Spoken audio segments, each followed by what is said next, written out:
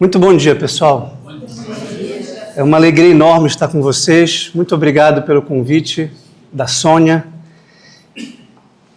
Eu acho que a minha palestra vai arrematar dialeticamente os dois argumentos das palestras anteriores, tanto o argumento mais histórico da Thaís quanto o argumento mais estético da Vivi, numa síntese filosófica.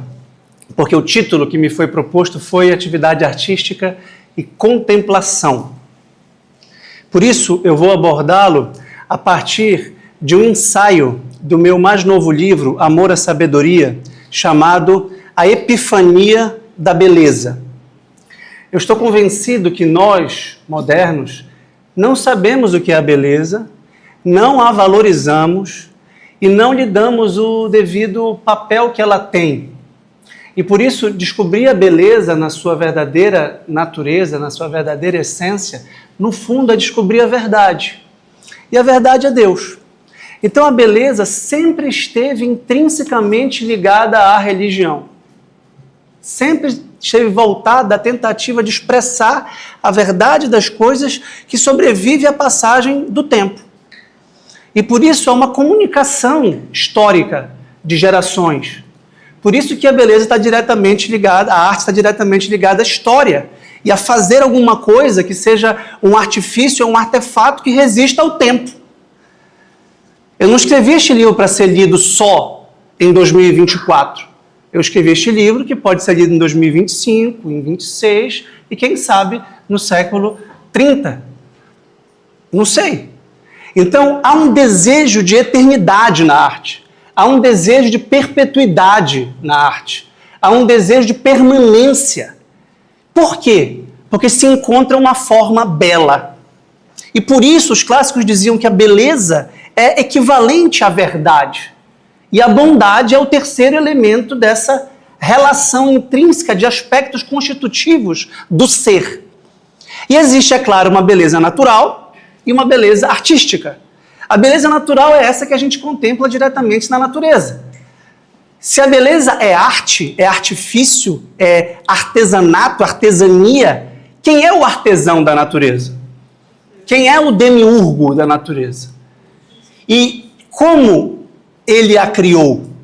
Ele a criou contemplando formas perfeitas, diz Platão, no Timeu, por exemplo. A beleza material das formas sensíveis, esta marcada pela harmonia, integridade, reluzência, como conceituou Santo Tomás de Aquino, é baseada num modelo espiritual. Num modelo que é matemática, e a arquitetura é matemática aplicada, plasma. Então existe a contemplação das formas perfeitas, por exemplo, das relações cromáticas, porque o vermelho combina com esse tom de verde, que combina com aquele tom de azul. E quantas experiências cromáticas não eram feitas na escola de Florença, por exemplo, de Da Vinci, Michelangelo, Rafael, e quantas cores novas foram descobertas, foram inventadas, porque quantas cores existem? Infinitas. Quantas combinações possíveis de sons? Infinitos. Se você for um Brahms, você vai conseguir, se você for um Bach, que Brahms tanto admirava e de quem Brahms tanto aprendeu, você vai conseguir infinitamente perscrutar no fundo a mente de Deus. Então, a verdadeira arte é um jogo com Deus, é uma conversa com Deus. E os verdadeiros artistas sabiam disso. Isso vale para um Michelangelo, para um Bach e para um Lande, e para um Aleijadinho. Isso vale para um Santo Agostinho e qualquer tipo de arte, seja plástica, seja literária, seja musical. Porque o que é arte, senão a recriação a partir de elementos dados para elementos que não haviam antes? E essa criação é uma participação na capacidade divina que o homem feito à sua imagem e semelhança tem.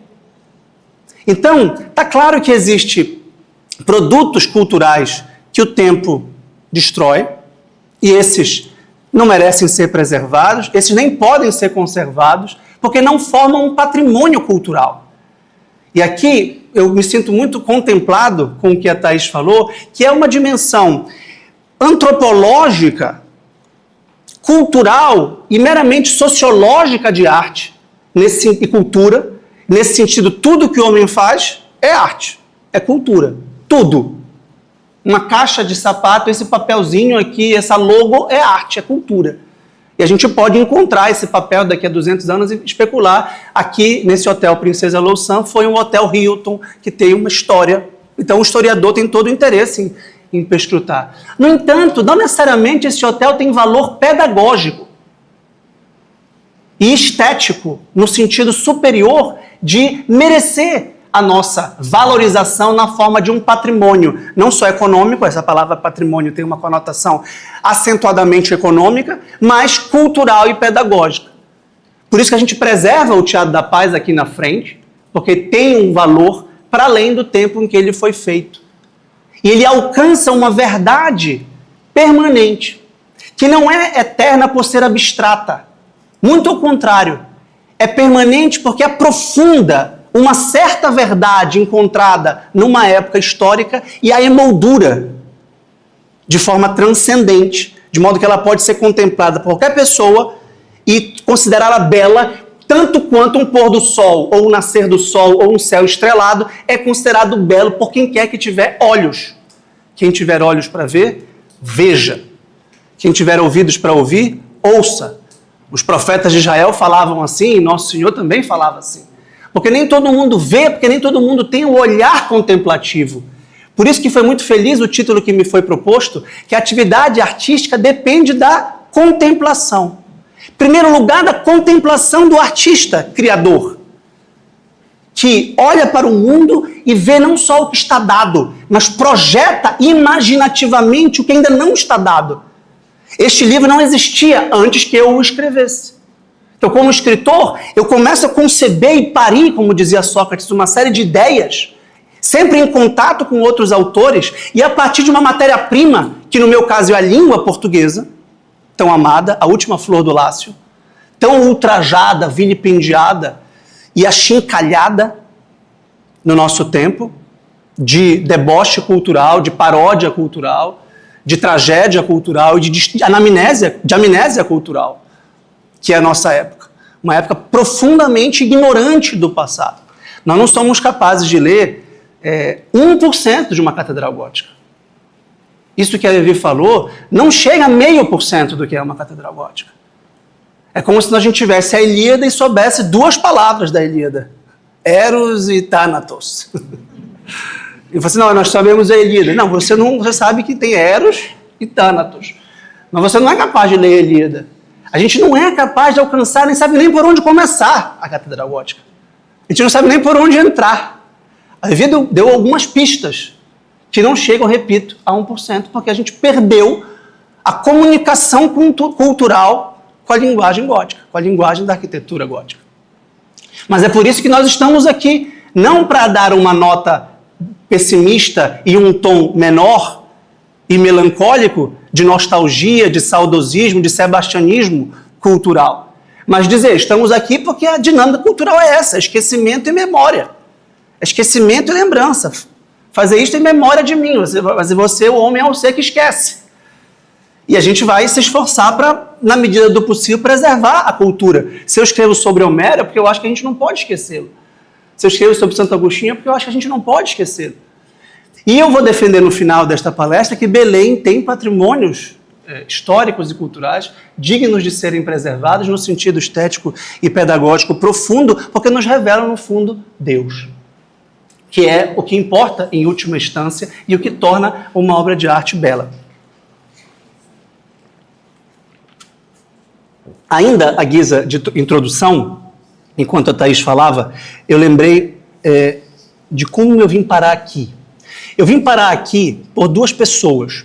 Uma chama-se Padre Fabrício Meroni, que eu conheci na época que era diretor do Centro de Cultura e Formação Cristã da Arquidiocese de Belém, onde hoje é o seminário e a Faculdade Católica de Belém, na Almirante Barroso. Eu fui lá atrás de cultura, porque eu era um jovem de 17 anos, estudante de Direito, que gostava de cultura, gostava de música, de arte, de literatura, gostava de cultura, cinema. Nesse caos pós-moderno, relativista e anárquico, eu ia para tudo. Eu era um rato de palestra. de direito, de sociologia, de política, de história. Conheci o Aldre, meu amigo, conheci Deus e o mundo. Ia lá para as palestras todas. Porque como bom pós-moderno eu era relativista e inclusivista. Então bastava ser palestra, bastava ser cultura. Depois eu comecei a ver que nem tudo se equivale. E eu conheci com o padre Fabrício Meroni o meu mestre Benedito Nunes.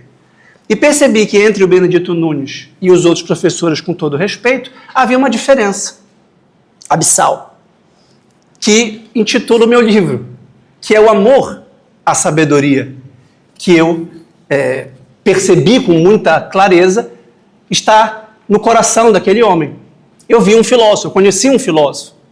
E o que caracteriza o amor à sabedoria é o desejo de conhecer a verdade onde quer que ela se manifeste, sem preconceitos.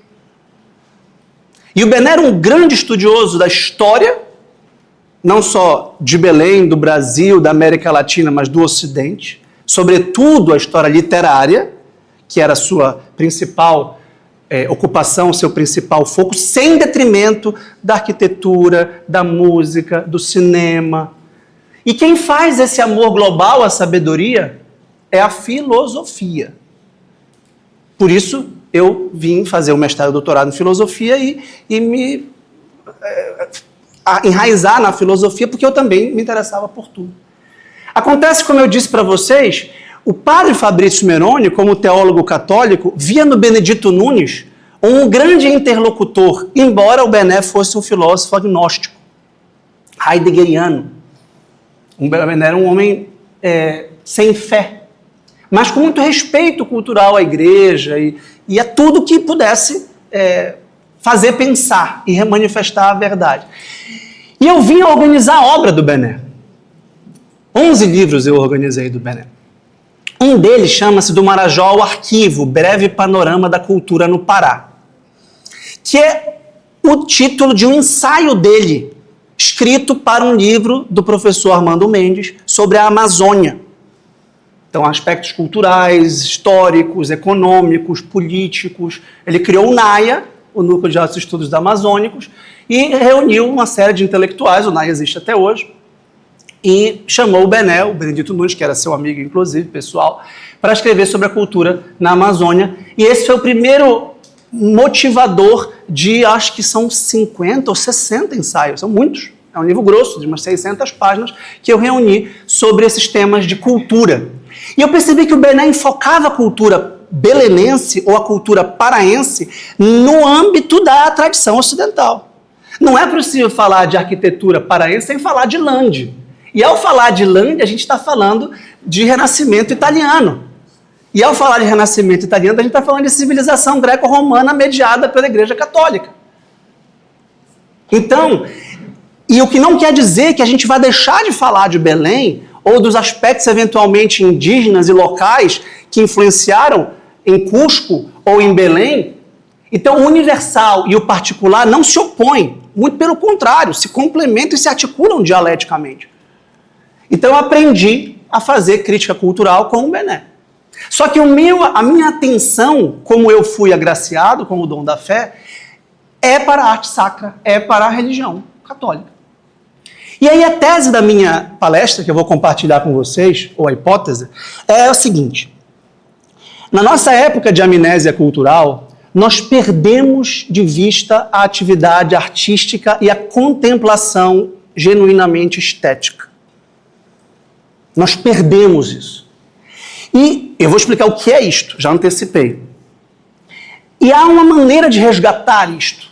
Há uma maneira de recuperar a contemplação estética. É preciso que haja alta cultura, é preciso que haja arte com A maiúsculo.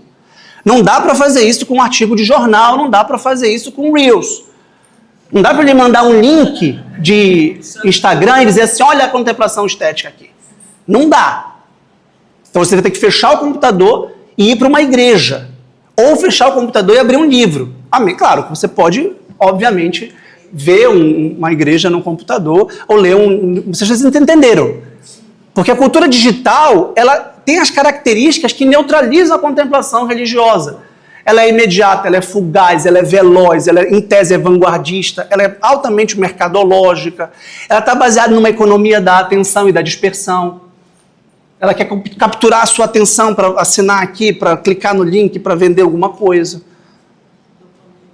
Então, o que é o ideal contemplativo e onde ele ainda subsiste? A minha tese vai se basear em 2 autores. Um deles foi citado pela minha antecessora, que é o Roger Scruton. Exatamente no livro que ela mencionou, o Beleza. Porque ele dá uma pista muito interessante, a meu ver, adequada, de por que nós desvalorizamos a arte, porque a arte acabou, praticamente. A gente tem vários filósofos falando, como Hegel, do fim da arte. Isso no século XIX. Morte de Deus, em Nietzsche, a morte da beleza, a morte da verdade, a morte da bondade. É esse clima que nós temos negativista, é um clima negacionista de negação da tradição e da verdade que se encontrou, da família tradicional, do Estado, da economia, assim por diante. Eu escrevi um livro sobre esse tema todo, a crise da cultura. A gente tem a crise da civilização, a crise da arte, a crise da moral, a crise da política, a crise do direito, a crise da ciência, a crise da religião. Pode enumerar aí as crises que você quiser. Não tem nada que não esteja em crise. Nada.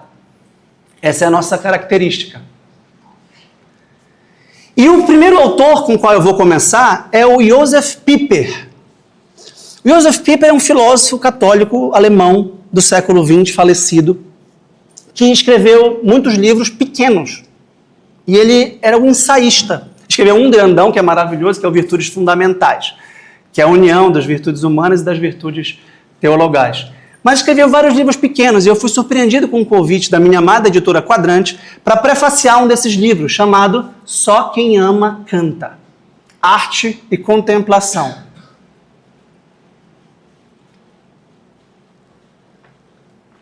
E eu prefaciei esse livro num ensaio chamado A Epifania da Beleza, que eu quero parcialmente ler e comentar com vocês.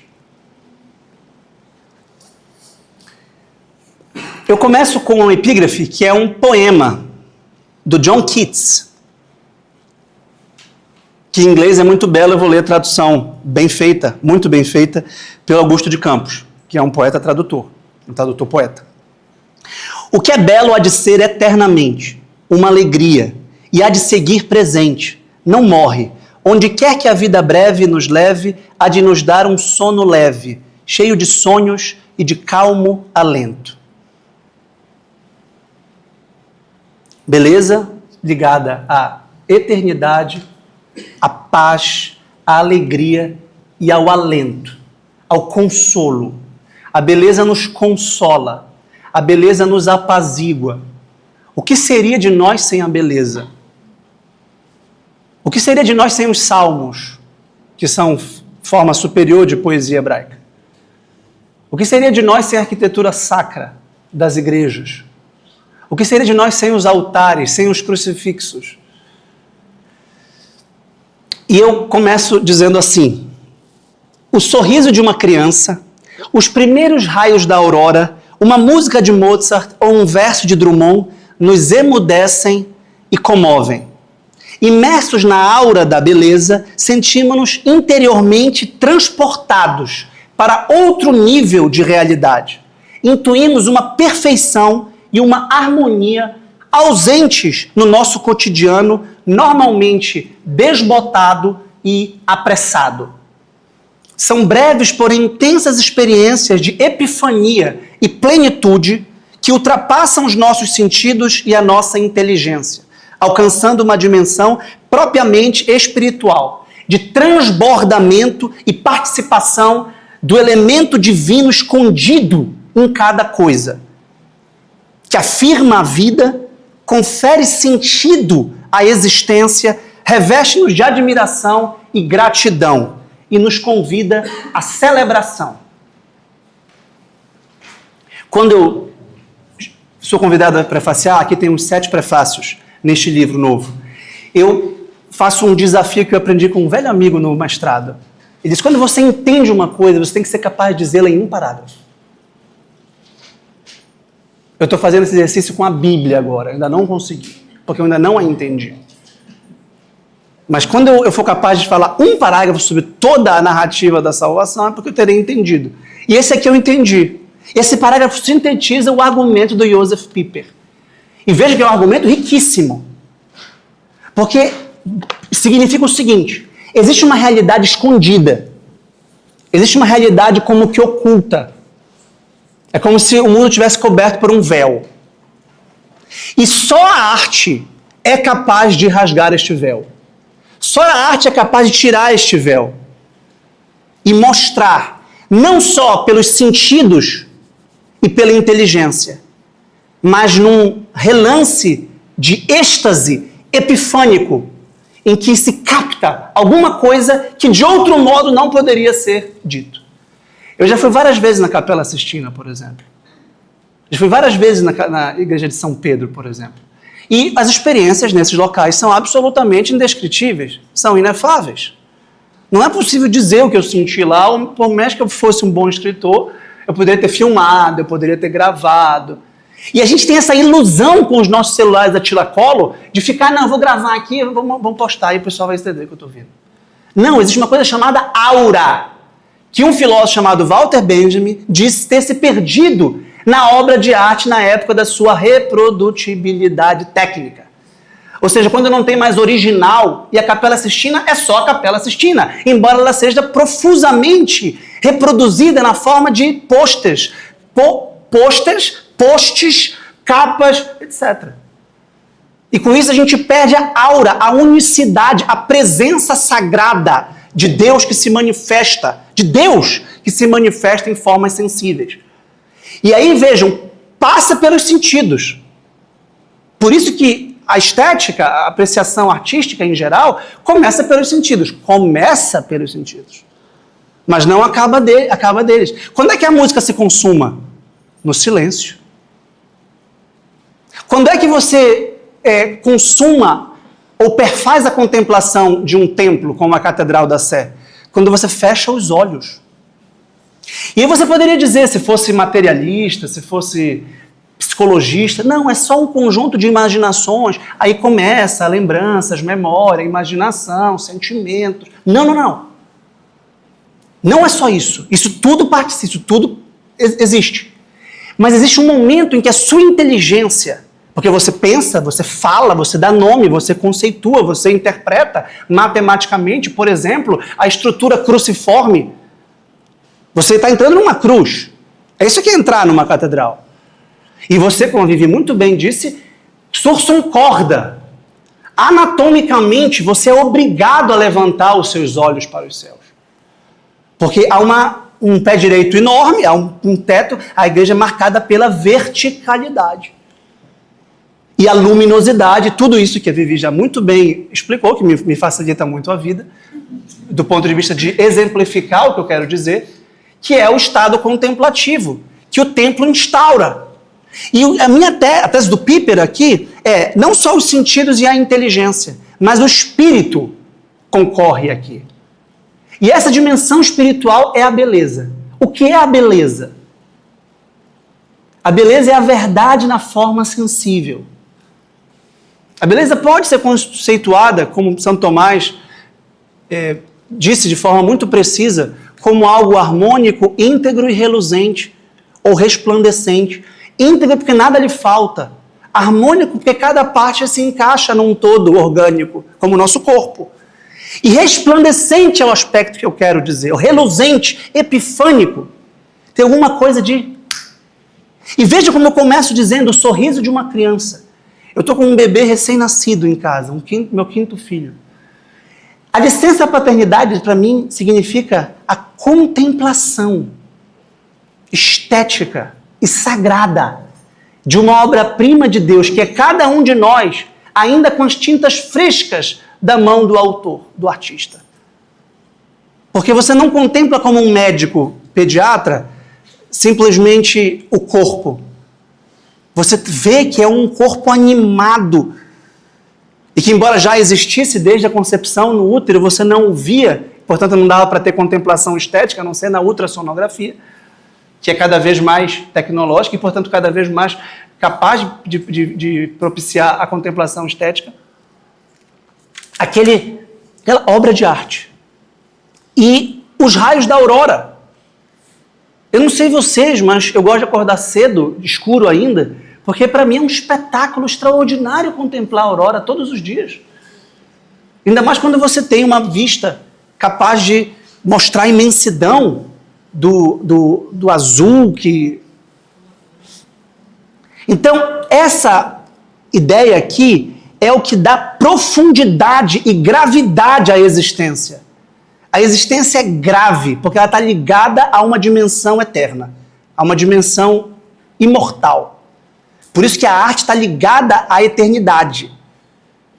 Nenhum artista dos grandes, um Dante, um Bach, fizeram isso a não ser para Deus. Porque só Deus poderia compreendê-los. Bach compunha rezando. Para o Bach não tinha diferença entre compor, tocar e rezar. É como para mim, quando eu estou escrevendo, eu estou numa vibração intelectual e espiritual de procurar cada palavra, como agora que eu estou trabalhando e palestrando, que consiga traduzir o meu pensamento e ao mesmo tempo o meu pensamento adequado aos meus sentimentos e adequado à realidade da qual eu sou um servo. E a realidade é feita por Deus.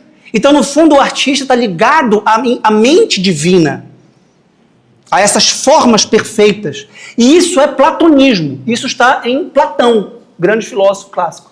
E quando Santo Agostinho o batiza, o cristianiza, ele deixa claro que a arte, portanto, vai ser procurar, por um lado, os vestígios de Deus na criação e, ao mesmo tempo, criá-los, participar dessa criação de formas perfeitas, harmônicas, íntegras e resplandecentes. Por isso que o artista é um demiurgo. E por isso que ele pode ser um demônio também. E por isso que é claro que existe arte nazista, ou soviética, ou maoísta. Porque existe, digamos assim, a beleza satânica. E por isso que o Dmitri Karamazov, nos Irmãos Karamazov, diz para o Alyosha, a beleza é algo terrível. E eu me permito citar esta fala extraordinária. Todo mundo fala do Ivan Karamazov, o seu grande diálogo com o Alyosha, do grande inquisidor, e é realmente o centro da obra. Mas eu não sei se o diálogo com o Ivan, o Dmitri, não é mais pungente. Eu trato dos dois aqui no meu livro. Vocês sabem que a famosa frase "a beleza salvará o mundo", do Dostoiévski, que está no Idiota, ele está falando da beleza de Cristo, da beleza transfigurada de Cristo, da beleza de Cristo chagado na cruz, todo ensanguentado. É esta beleza transfigurada. Bem, vejam o que diz o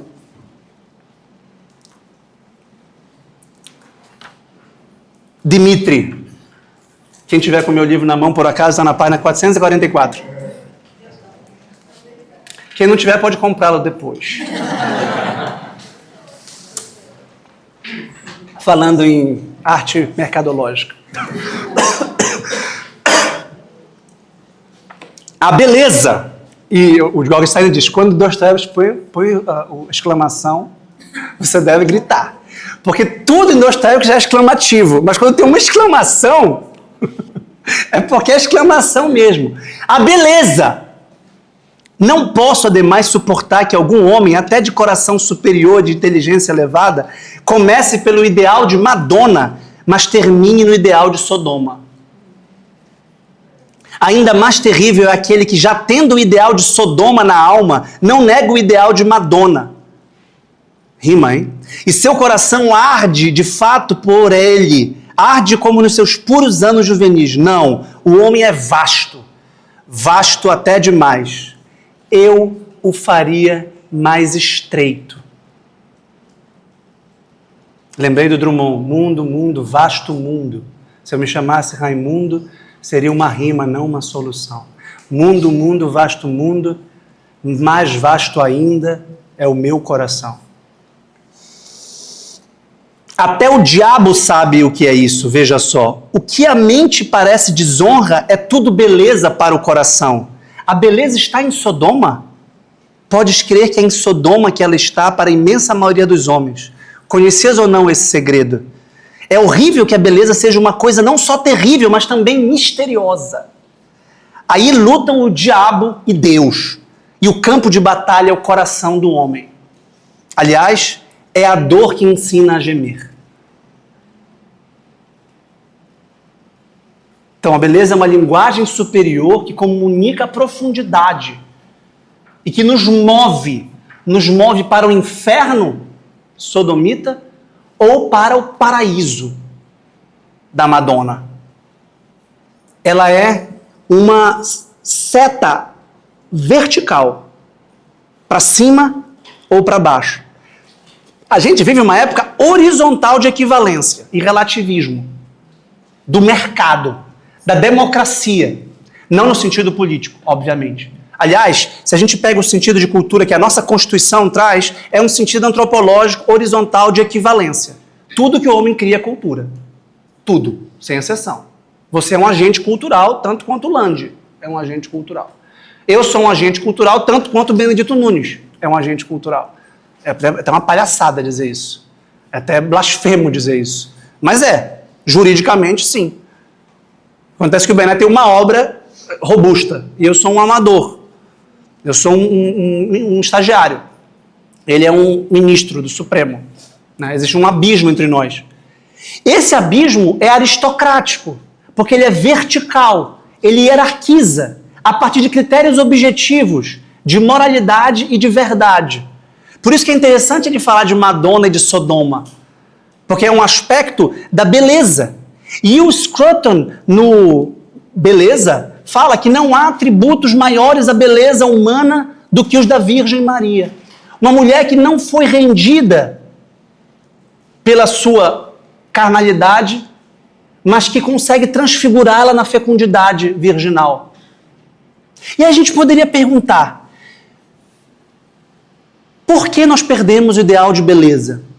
Por que nós perdemos o sentido de verdade? Por que nós perdemos, de forma cínica, o desejo de galgar patamares superiores e de valorizar o que é belo, o que significa necessariamente distingui-lo do que é feio? Porque a nossa época se democratizou, não no sentido político, repito, que é bom, mas no sentido de perder as diferenças e as hierarquias culturais. E aqui eu passo para a segunda parte da palestra, que é inspirada na hipótese do Roger Scruton. Porque o Piper já tem uma hipótese que é a mesma. Ele diz, nós perdemos o sentido da vida porque nós perdemos a busca por um sentido transcendente e eterno, divino, religioso. E o que há de mais perto desse ideal contemplativo que eu falava antes é o culto religioso na liturgia. Por isso que a arte sacra está ligada à liturgia, ao culto. Cultura está ligada ao culto. Contemplar é observar no templo. Contemplar vem do verbo latino, do grego, separar. O sagrado é o separado, é o preservado, é o protegido. Protegido de quê? Do tempo que tudo corrói e da indiferença e da venda mercadológica e da troca. Uma igreja não tem preço. Um objeto de culto não tem preço. Vai continuar lá para os nossos netos, bisnetos, tataranetos, porque foi assim que a experiência dos nossos antepassados. E o Scruton diz, a gente perdeu essa reverência ao sagrado, à verdade, à bondade, à moralidade, numa terrível crise da cultura. E que nós não celebramos mais o sentido da vida, comunitário sobretudo, e social sobretudo, e histórico. Quando a gente vai no Círio de Nazaré, por exemplo, a gente não está se ligando só com os nossos contemporâneos. A gente está se ligando aos portugueses. E os portugueses estão se ligando aos romanos. E os romanos estão se ligando aos bizantinos. E os bizantinos estão se ligando aos de Jerusalém. E tudo está ligado a Cristo. Eu fiquei muito feliz quando a Thaís citou o Papa Bento XVI no discurso da sagração do altar da Igreja da Sagrada Família em Barcelona, e eu lembrei imediatamente da carta de São João Paulo II aos artistas, que é uma maravilha de carta também. E a encarnação do Verbo nos deu a gravidade de poder representar de forma sensível o próprio Deus, que tem carne e osso, que tem mãe, que teve amigos. A gente acabou de ver a igreja de São Pedro, em honra ao príncipe dos apóstolos, aquele a quem Cristo deu as chaves. Então existe uma gravidade espiritual na arte sacra que deve ser preservada na forma de um patrimônio cultural e espiritual. E o Scruton, nesse livro chamado Beleza, que eu também comento no meu próprio livro, fala de uma dessacralização da arte. De uma arte que era sagrada, porque era protegida e nos mostrava valores sagrados, como o da pureza, que hoje é blasfemado, que hoje é ultrajado, que hoje é debochado, que hoje é uma paródia. A palavra Madonna hoje significa, para 90% da cultura pop, uma cantora. Uma cantora que tem atos blasfemos conscientes.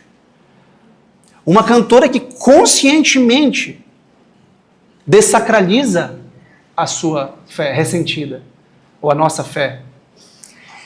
E o Scruton se pergunta, por que isso? Existem várias respostas para isso. A gente pode pensar no mercado que varre tudo e que dá preço a tudo. E aí o turismo que torna o patrimônio cultural objeto de consumo, de foto. Tem uma crônica da Cecília Meirelles maravilhosa chamada Roma, Turistas e Viajantes.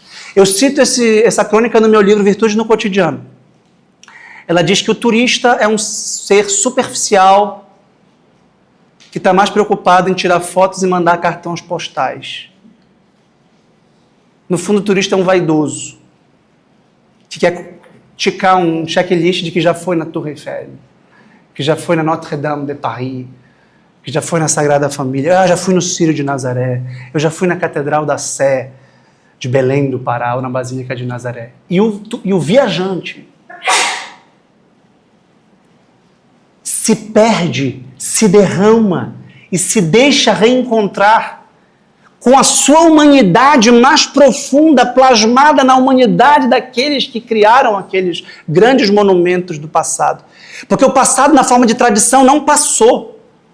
A tradição é o passado vivo. Por isso que a tradição apostólica é fonte da fé junto com a Escritura e com o magistério. Não é a tradição apostólica do que Pedro disse, descrito nos Atos dos Apóstolos. É a tradição da fé viva no Papa Francisco e no seu sucessor. Ou no Papa Bento XVI, ou no Papa João Paulo II, e assim por diante. É a tradição viva de Lande. Não na forma de um museu, no sentido arqueológico, mas no sentido vivo. Por isso que a gente pode fazer oração numa igreja. E por isso que a gente pode se apaixonar. Uma pessoa que lida com a Thaís, que diz, como é bom, como eu amo, como eu me apaixono. Ela falou isso umas 3 vezes. Só quem ama, canta. Isso que eu encontrei no Benedito Nunes. Isso é amor à sabedoria, isso é amor à verdade. Isso não é um amor museológico de conservar, restaurar como um alfarrabista. Né? Eu lembro quando eu fui num sebo, né, e eu gosto muito de livros, eu tenho muitos livros, não no sentido do colecionista, né, mas no sentido de quem gosta de ler. E aí o dono lá do sebo em São Paulo falou assim, eu gosto muito, vem cá, você gosta de livro? Né? Eu entendo também um pouco de livros. Aí me levou lá para uma sala, onde tinha obras-primas que está fora de mercado. Né? E ele falou, essas obras aqui valeriam uma fortuna e tal, ele tem um livro do século XIX, ele tem um Essa de Queiroz lá, oh. E eu falei, e aí você? Mas eu nem abro, eu nem toco. Eu falei, mas peraí, você não leu? Não, isso aqui não pode nem tirar da prateleira. Então para quê? Então é uma coisa assim, estéril. Eu entendo que do ponto de vista histórico não se deva manuseá-lo, eu entendo, mas ao mesmo tempo é como se encontrasse uma imagem muito bela de Nossa Senhora e colocasse dentro de uma caixa. Não, tem que protegê-la, claro, para que ela dure até o fim dos tempos, mas tem que projetá-la. Então, pelo menos, né, projetar. Então, essa é a dimensão viva de uma obra de arte que causa impacto. Então, vamos aqui para o Scruton, que fala dessa fuga da beleza. Olhem o que ele diz. Nossa necessidade de beleza não é algo de que podemos prescindir sem que nos tornemos incapazes de nos contentar como pessoas. Ela é uma necessidade que surge de nossa condição metafísica de indivíduos livres que buscam seu lugar num mundo partilhado e público. Partilhado não só pelos contemporâneos. O Chesterton que dizia: a tradição é a democracia mais inclusiva e abrangente, porque ela inclui os mortos. Ela inclui os antepassados, na forma do que eles conseguiram nos deixar. O que os belenenses do século XVIII conseguiram nos deixar? O que nós preservamos dele? Praticamente o que a Thaís mostrou. Praticamente o que o Land fez. E, claro, muitos outros, mas o resto caiu. Literalmente, em esquecimento. Perdeu a sua função, perdeu a sua utilidade, não tem beleza, não tem por que deixar. É melhor derrubar e construir um prédio. Que parece a lógica de uma sociedade superpopulosa, cuja densidade demográfica exige a verticalização. Por pior que isso seja, em muitos aspectos. Podemos vaguear alienados, ressentidos, desconfiados e receosos por este mundo. Ou nos sentir à vontade nele, permanecendo em harmonia com os outros e com nós mesmos. Vejam como o nosso espaço urbano é terrível, é trágico, é isolado, é fragmentado, é terra de ninguém. Eu vou mostrar uma foto daqui a pouco da igreja de Santo Alexandre com o Bichara Matar, que representa isso. Como é um lugar muitas vezes sujo, muitas vezes depauperado, danificado. Vocês conhecem a teoria das janelas quebradas? A Laís acabou de lançar o livro dela e ela tem um capítulo muito bom sobre a ordem em casa. Como a ordem em casa, a beleza em casa é pedagógica. E a teoria das janelas quebradas diz: quando você não repara um pequeno dano numa coisa, aos poucos você se acostuma com ela e você vai danificá-la até destruí-la por completo. Essa sensação da nossa cidade, muitas vezes, quebra um banco na praça, depois quebra a calçada, depois quebra o lixo, depois de repente está tudo quebrado. E a gente não quer ir lá. A gente não gosta de ficar lá. A gente não se demora, porque é hostil aos nossos olhos, porque agride a nossa visão. Ao passo que a gente vai numa praça limpa, cheirosa, ordenada, organizada, que é de todos, e se sente à vontade, e pode sociabilizar, e não se sente amedrontado, não é escura, não é soturna, você não sente que tem um inimigo à espreita querendo lhe roubar. Então a gente perdeu, o nosso espaço urbano no Brasil é terrível. Belém, em particular, é terrível. Terrível. Isso põe a nossa cidade numa qualidade de vida baixíssima, que a gente praticamente não pode sair andando a pé. E eu não estou aqui com... Quem me conhece sabe, tenho muitos amigos aqui, inclusive, eu não sou pessimista, eu não estou choramingando, não é panfleto político, nada. Estou constatando a gravidade moral da feiura. A experiência da beleza nos orienta nesse segundo sentido. Ela nos revela que estamos à vontade no mundo, que o mundo está ordenado em nossas percepções como um lugar adequado à vida de seres como nós. E como são os seres como nós? São seres simbólicos. São seres que buscam o sentido permanente das coisas, que afirmam esse sentido e que carecem quando ele falta, que carecem dele quando ele está ausente. Nós precisamos desses valores da amizade, da família, da beleza, da ciência, da verdade. Quando falta isso, a gente se incomoda, a gente se sente fora do ninho, a gente se sente num êxodo, num exílio. Por isso que nós somos, por um lado, neste mundo peregrinos, isso também foi dito pela Vivi, vivemos num vale de lágrimas porque a nossa terra definitiva não é aqui, é a Jerusalém Celeste. E a arte nos antecipa esse estágio de acalento metafísico que nós teremos no céu. Por isso que a música, por exemplo, é uma experiência de céu. Uma igreja bela como a de Santo Alexandre é uma experiência de céu. O Álvaro Siviero vem a Belém em 2 semanas, ou 3 semanas, tocar aqui no Teatro da Paz. Né? Essa é uma experiência de contemplação estética tão profunda que gera um inebriamento, uma espécie de culto secular de Deus. Secular porque é um teatro e é música secular, embora eventualmente haja aqui e ali alguma coisa de música religiosa, de inspiração religiosa, uma Ave Maria, um bar, que é música sacra porque era música litúrgica, na sua maioria. Desse modo, a experiência da beleza também aponta para além deste mundo, na direção de um reino das finalidades em que nossos anseios imortais e nosso desejo de perfeição são finalmente respondidos. Anseios imortais e desejo de perfeição. Como Platão e Kant perceberam, portanto, a inclinação à beleza se aproxima da mentalidade religiosa. Platão não era um pensador cristão, Kant não era mais, embora fosse cristão, um pensador que quisesse fundamentar a sua filosofia numa teologia. Mas ambos reconhecem que não é possível pensar seriamente a arte sem religião, sem Deus. Nascendo da humilde consciência de que vivemos com imperfeições, ao mesmo tempo que aspiramos a uma unidade suprema com o transcendental. E continua Scruton em outra passagem. A dessacralização é uma espécie de defesa contra o sagrado, uma tentativa de suprimir essas reivindicações. Ah, não, isso é religião. Ah, não, isso é relativo. Ah, não, isso não é dessa época. Vamos falar de patrimônio histórico, mas só do ponto de vista histórico. Não põe padre nessa. Não põe igreja nessa. Vamos falar de Sírio, mas é só cultura. Isso é um negócio assim... Estúpido é pouco para isso. O fundamento da cultura é a religião. Cultura está ligada a culto, a cultivo de valores morais, de valores da alma, de valores sociais. A cultura é a institucionalização de certas atitudes na escola, no conservatório, no museu, na igreja, no Estado. Isso é cultura, que promove valores, que tem fundo religioso. Mesmo quando são anticristãos, é só uma outra religião. Não é neutro, não é secular, que é o erro do liberalismo. E ninguém entendeu isso tão bem quanto Dostoiévski. Nos Irmãos Karamazov, inclusive. Porque ele não considerava o liberalismo só neutro, considerava uma forma de ateísmo esclarecido, como o Ivan Karamazov muito bem disse.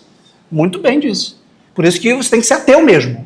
Não é fingindo, eu sou só liberal, eu não sou nem ateu, nem creio, eu sou meio termo. Você vai morrer. O que vai acontecer quando você morrer? A ciência não tem resposta a isso. A religião tem. Há várias religiões. Você tem que decidir qual é a religião verdadeira. Por isso eu gosto muito do livro de Santo Agostinho chamado De Vera Religione. A religião verdadeira. Que é a católica para Santo Agostinho. Para mim e para muitos outros. Para Landi e para todos esses que criaram tudo isso de tão belo. Como é que o Peter Crift se converteu? Há dois grandes autores hoje nos Estados Unidos convertendo multidões. Não estou falando de 100, estou falando de milhares. Um é o Scott Hahn, teólogo. O outro é o Peter Crift, filósofo. O Peter Crift era um batista, um calvinista. E ele era anticatólico, como todo bom calvinista. E ele falou assim, a Igreja Católica errou em tudo, menos na beleza. Como pode ela ter errado em tudo se ela acertou na beleza? Porque se é alguma coisa que os católicos entendem é de beleza. E ele diz, se tem alguma coisa que os protestantes não entendem é de beleza. Até porque se fecha de algum modo a beleza, como é iconoclasmo, destruir as imagens, não pode ter imagem. Você entra numa igreja batista, não tem nada. No máximo uma cruz sem um crucificado. Embora ele não seja justo a meu ver, porque a tradição protestante tem a grande música. Como eles não puderam desenvolver a arte plástica, todo o espírito artístico foi para a música. E eles são incomparáveis. A tradição que começa com Bach, Handel, né? Beethoven, Brahms, Schumann, Schubert, essa tradição protestante, Mendelssohn, é extraordinária. Toda protestante. A gente tem o Mozart, que era católico, de país de tradição católica, o Vivaldi, que era católico, mas a grande maioria, de fato, era protestante. E o Peter Crift falou assim, pensou, eles levam a sério o mistério da encarnação. E eles procuram plasmar nas formas sensíveis a beleza de Cristo. E tornar o lugar do culto, que é a igreja, um lugar realmente divino. Realmente um pedaço do céu. É isso que é uma igreja, um pedaço do céu, com ordem, harmonia, integridade, reluzência.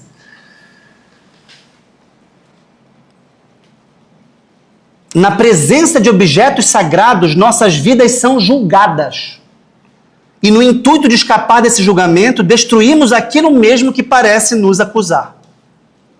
No entanto, de acordo com diversos filósofos e antropólogos, a experiência do sagrado é um traço universal da condição humana e por essa razão é difícil evitá-la. A maior parte das nossas vidas se organiza em torno de objetos passageiros, mas pouco desses objetivos nos são memoráveis ou comoventes. Qual era o centro da cidade medieval? A igreja. Assim que ela começa. Qual é o centro da cidade moderna? O shopping center. Se você chega numa cidade de origem medieval e se pergunta onde é o centro, você vai para uma igreja. Se eu perguntar onde é o centro histórico de Belém, vai ser a igreja. Mas se você perguntar onde é o centro de Belém, a pessoa vai ter dúvida. Ela vai pensar, talvez Braz de Aguiar, talvez a Presidente Vargas, talvez a Doca. Você vai ter dúvida de dizer qual é o centro, porque você vai pensar no centro, qual é o lugar sagrado de Belém, qual é o lugar mais importante de Belém. Qual é o lugar, talvez você pense no centro político. Não é verdade? Porque a nossa atenção está muito mais voltada à política e à economia. Agora, isso é história. Antigamente. Não, o centro continua sendo a Catedral da Sé. O centro continua sendo a Basílica de Nazaré, basta que o povo valorize mais a Basílica de Nazaré e a Catedral da Sé do que o shopping center ou o parlamento. Embora o parlamento e o shopping center tenham uma grande importância. E a gente possa e deve investigar também o patrimônio histórico e a arte numa perspectiva política e econômica, como foi falado aqui do Papa e do mecenato papal, que tinha autoridade política e tinha poder econômico. Só que os direcionou para o culto. A todo momento, nossa complacência é abalada e nos sentimos na presença de algo que é muito mais significativo que nossos interesses e desejos atuais. Percebemos a realidade de algo precioso e misterioso que vem até nós com um clamor que de algum modo não é deste mundo. Isto é verdadeira arte. Por isso que o livro do Scroto é muito bom. É um clamor que não é deste mundo. Olha essa passagem. O refúgio que a criança recorre para se proteger do fardo do juízo adulto é o mesmo a que o adulto recorre para se proteger do fardo da sua cultura. Ao usar a cultura como instrumento de dessacralização, os adultos neutralizam suas reivindicações, ela perde toda a sua autoridade e passa a auxiliá-los na conspiração contra os valores. Se Nossa Senhora for enaltecida, a pureza será valorizada. Nesse mesmo livro eu tenho um ensaio sobre o casamento a partir do livro do grande, venerável Fulton Sheen, 3 para Casar, e um dos melhores, se não for o melhor capítulo, é sobre a pureza. Porque a gente não entende mais o que é a pureza. Não entende mais o que é a castidade. Não entende mais o que é o celibato. Não entende mais o que é o ato conjugal, o que é o matrimônio. E por que o ato conjugal pressupõe exclusividade, indissolubilidade e fecundidade. O sexo antes e paralelo ao casamento, o contraceptivo e o divórcio implodiram por completo a experiência real que Nossa Senhora garante. Com a imagem da Sagrada Família, que é a fecundidade de uma família. Ora, é melhor não ter muitas Virgens Marias por aí. É melhor não falar muito de Nossa Senhora. Ou é melhor neutralizar na forma de uma procissão que não tem repercussão espiritual. E dizer que é só cultura.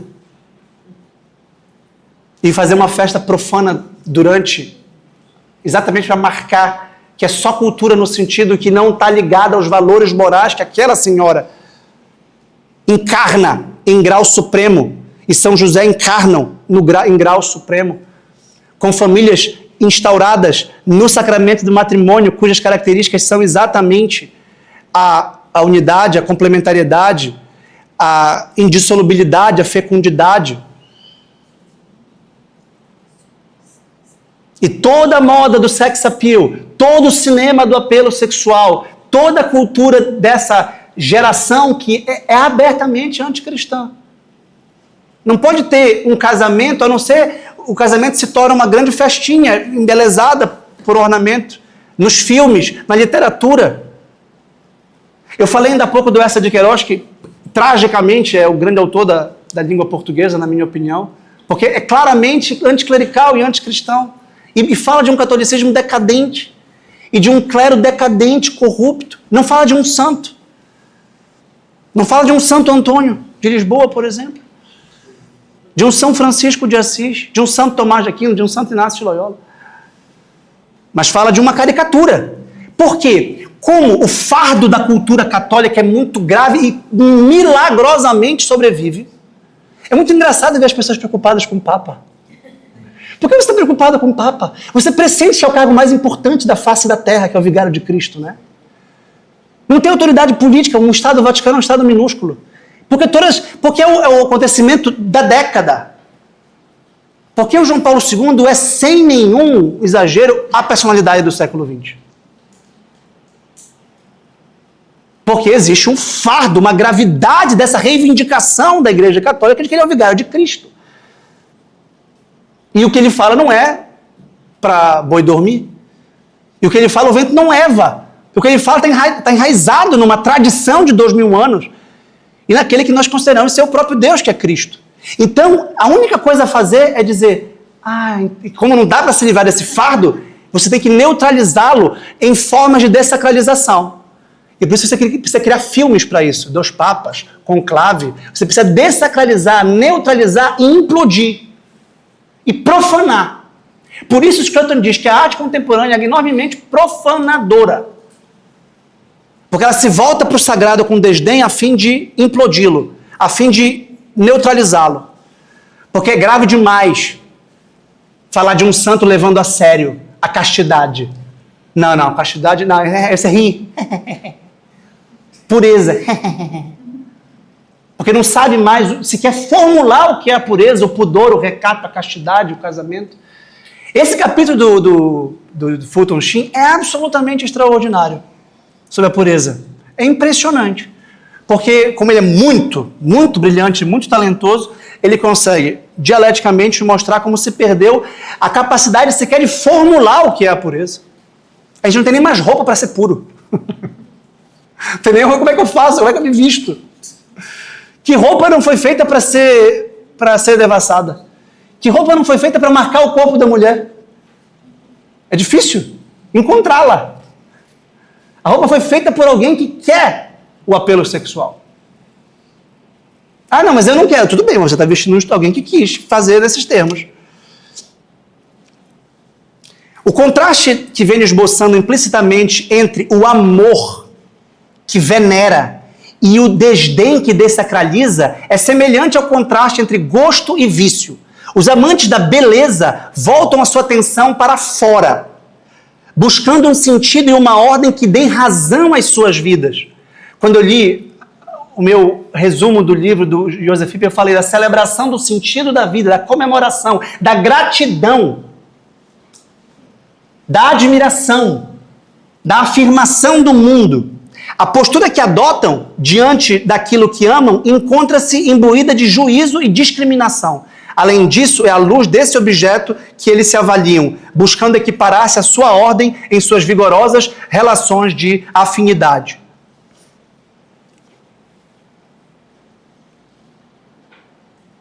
Me permitam mais uma citação deste belo livro do Roger Scruton. E aí eu passo para a parte final. E antes das 4 da tarde, realmente nós não...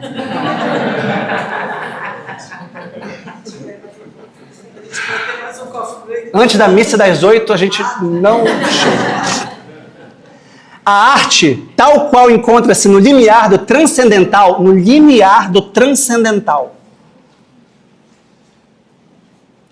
Falando mais uma coisa do Benet.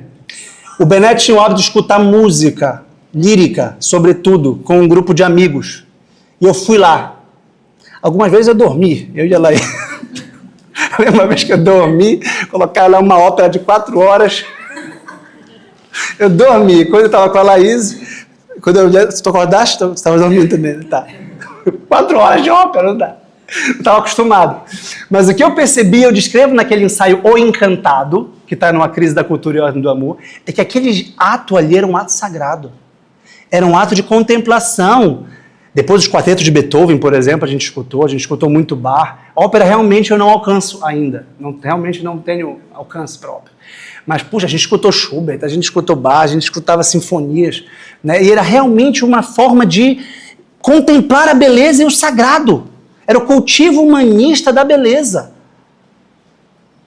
Tudo acabava, e a gente ficava minutos, eu falei, o que eu tenho que fazer agora? Eu era um moleque, né? Eu ficava calado ouvindo, todo mundo parado ouvindo, silêncio. Silêncio. A gente consegue ficar 2 minutos calado? Sem brincadeira, eu acho que o pessoal ficava ali uns 15 minutos, todo mundo calado. Todo mundo assim, parado. Eu ficava olhando pro Bené. O que ele deve estar pensando? E nesse ensaio eu digo, o Bené, naquele momento, começou a aparecer para mim um enigma. Começou a aparecer um poema barroco que eu queria decifrar. Porque ele era baixo, ele era pequeno, ele era encurvado, ele era envelhecido, barbas brancas, calmo, poucas palavras, silencioso. E quando eu lia o que ele escrevia, eu via que naquele interior havia um mundo. Então era incompatível a forma e o conteúdo e o continente. E olha o que ele diz aqui. A arte aponta para além deste mundo de coisas acidentais e desconexas, na direção de uma esfera em que a vida humana é agraciada por uma lógica emocional que torna o sofrimento nobre e faz com que o amor valha a pena. Nesse momento, o Scruton está assinando como cristão. Por quê? A única filosofia, a única religião que afirma o amor sacrificial é o cristianismo. E que dá sentido à vida independente do sofrimento. E o nome disso é cruz. E por isso o objeto mais representado na arte cristã, claro que é a cruz. Nesse momento, eu estou macaco velho já. Filósofo da universidade, eu leio o livro, sei se ele é cristão ou não, porque aqui nesse momento ele assina. Ele não se diz cristão no livro, embora ele seja, o Scruton tenha sido um cristão, mas ele não é um apologeta tão evidente, era anglicano, né? A igreja da Inglaterra. Mas aqui ele demonstra que a arte verdadeira mostra esta verdade, não é abstrata, esta verdade concreta de um amor que dá a vida pelo outro. Desse modo, ninguém que atente para a beleza carece do conceito, cheguei, minhas amigas, de redenção. De uma transcendência derradeira que conduz da desordem mortal a um reino das finalidades.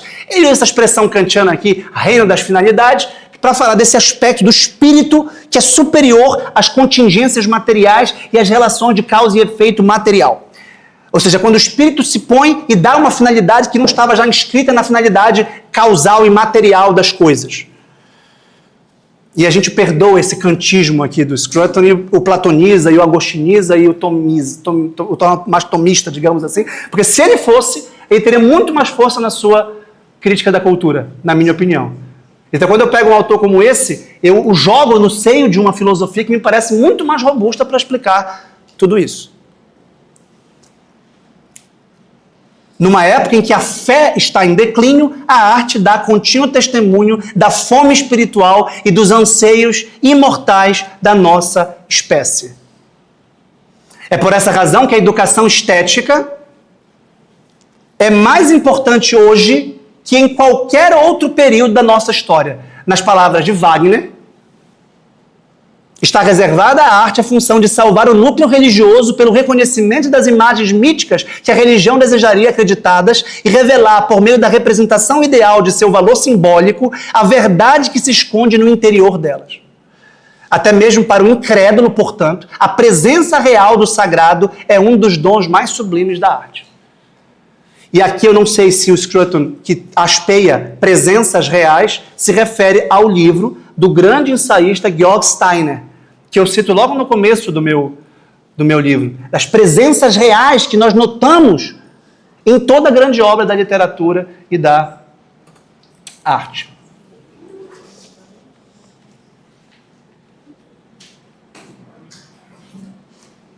Por fim, eu gostaria de apresentar algumas imagens representativas do que a gente pode chamar de a redenção da arte paraense.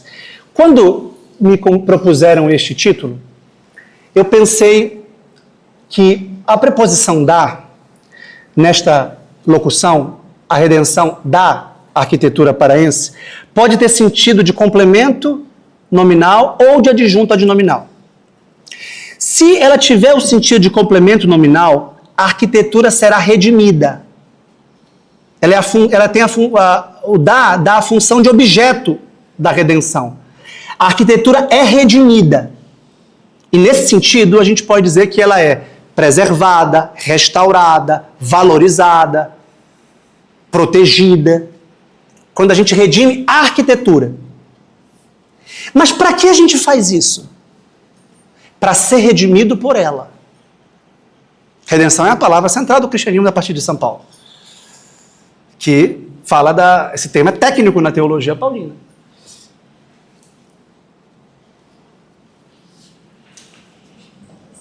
Se da for adjunto adnominal, ela terá a função de sujeito e do agente da redenção. Nesse caso, a arquitetura é redentora. Então a gente redime a arquitetura, a gente salva a arquitetura para ser salvo por ela. Foi isso que eu pensei quando eu disse. E eu pensei, arquitetura paraense. O que me parece na arquitetura paraense redentor? E o que na arquitetura paraense é digno de ser redimido, protegido, para que nos redima? E é claro que vocês, sem fazer suspense, já sabem em que eu estou pensando.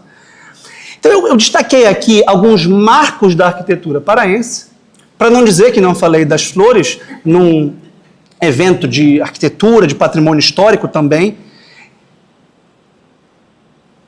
que me parecem remansos de paz, de beleza e capazes de algum modo, que na minha opinião são como que oásis no deserto urbano, nessa selva de pedras, né? Os locais que eu frequento constantemente e que me dão muita paz.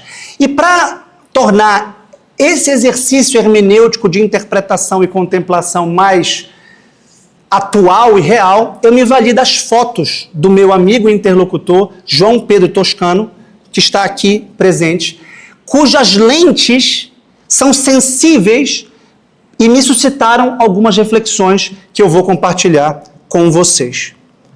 Desincumbido que estou da tarefa histórica e estética de explicar, do ponto de vista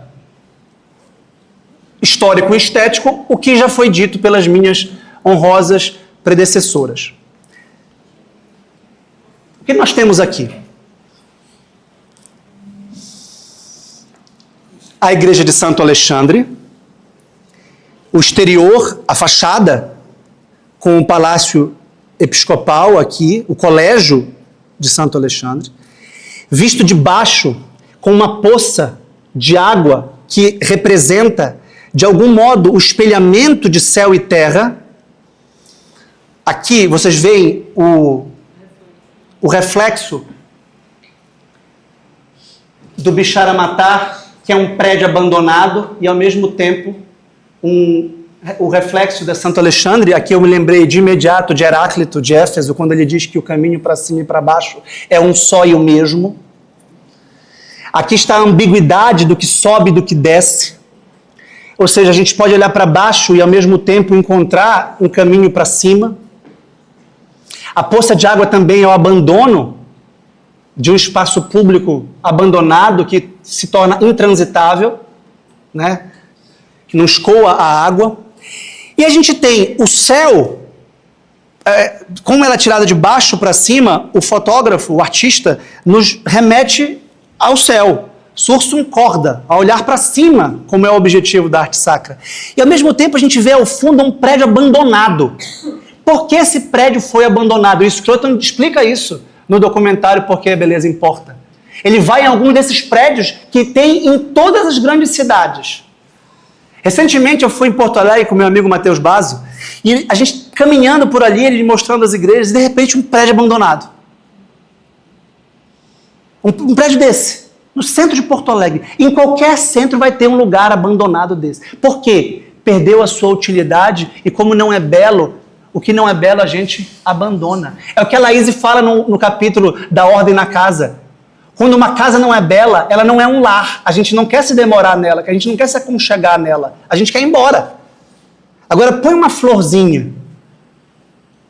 Então eu chego em casa, ela arruma uma sacada com uma florzinha, uma xícara de porcelana. De repente eu falo assim, amor, vamos sentar aqui um pouquinho? De repente a gente fica, namora, conversa.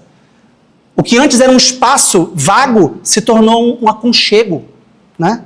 Então aqui a gente tem esse contraste, tipicamente pós-moderno. Aqui o mesmo prédio, agora numa foto colorida, que me chamou a atenção. Eu vou falar das luzes logo mais, porque Cristo é a luz que resplandece nas trevas, que veio para os que eram seus, mas os seus não o reconheceram. Aqui a gente tem as luzes artificiais das janelas, mas a gente tem a luz natural, de um azul de fim da tarde, extremamente belo. Então essa interação da luz artificial das janelas, da luminosidade do próprio branco da pintura, com o branco da nuvem e o azul, e também aqui um verde das árvores, me pareceu uma composição muito bela também. Todas essas fotos, isso aqui é um exercício prático e rápido de atividade artística e de interpretação a partir de um artista contemporâneo, de um fotógrafo atual, que provavelmente não pensou em nada disso, mas que me causou contemplação. Eu me pus a contemplar de forma muito mais lenta do que eu estou fazendo agora pela carência do tempo. Depois posso passar essas fotos, se o autor autorizar, para que vocês tenham esse exercício de contemplação. Eu tenho uma bibliotecazinha, eu tenho um escritóriozinho. E uma vez entrou uma pessoa lá e falou, o que você fica fazendo aqui? Aí eu falei, nada. Ele deve ter olhado assim, não tem televisão, não tem telefone. Bem, tem o telefone, tem o celular, mas ele deu só livro. Livro. O que você faz aqui? Eu contemplo, eu passo 12, 14 horas aqui contemplando. Mesmo quando eu converso com um amigo, quando eu tenho uma aula, eu estou contemplando. Então eu passei a perder de vista.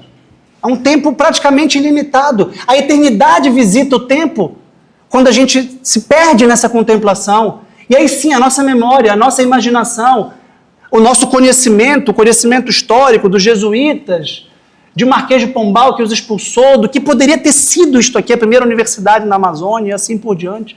Eu casei nesta igreja, recentemente eu lancei um livro nesta igreja e palestrei nessa igreja, enfim, isso tudo a boa arte faz.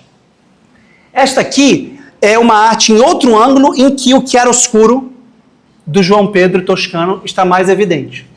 Aqui, o manto negro da noite já cobriu com o seu véu, e embora no fundo haja ainda uma réstia de luz, tá? O que torna o crepúsculo e a aurora, pelo mesmo aforisma de Heráclito, correspondentes, porque num determinado átimo, o crepúsculo e a aurora se tocam e se correspondem.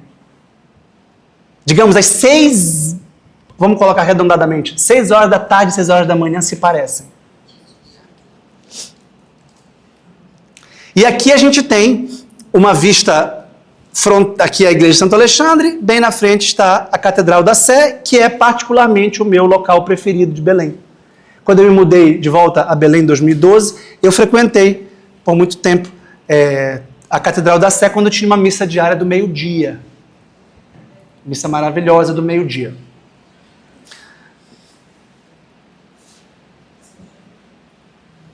Basílica de Nazaré.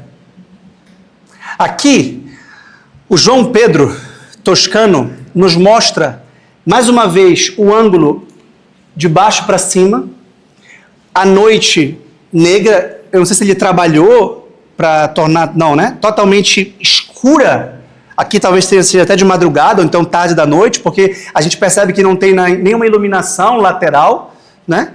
E as luzes artificiais da igreja demonstram exatamente essa resplandecência. Era isso que Santo Tomás chamava de claritas, de reluzência, de resplandecência, de epifania. Ela é íntegra porque nada lhe falta. Ela é harmônica porque todas as suas partes são proporcionadas umas às outras. E ela é reluzente ou resplandecente. Então a gente tem a cruz aqui de Cristo brilhando nas trevas, com um anjo trombeteando a boa nova do Evangelho. E Nossa Senhora, que é a matriz da encarnação, aqui presidindo essa fachada extraordinária. Extraordinária essa foto. João. Essa aqui não é uma foto do João, não é uma foto tão artística, apenas porque eu queria colocar também o interior de Santo Alexandre. É uma igreja com esse rebuscado, barroco, belíssimo. É uma igreja também muito bela. Aqui ela está, como vocês sabem, clara, iluminada, mas ela é escura normalmente. A gente normalmente atende de noite. Ela convida a uma introspecção, ela convida a oração.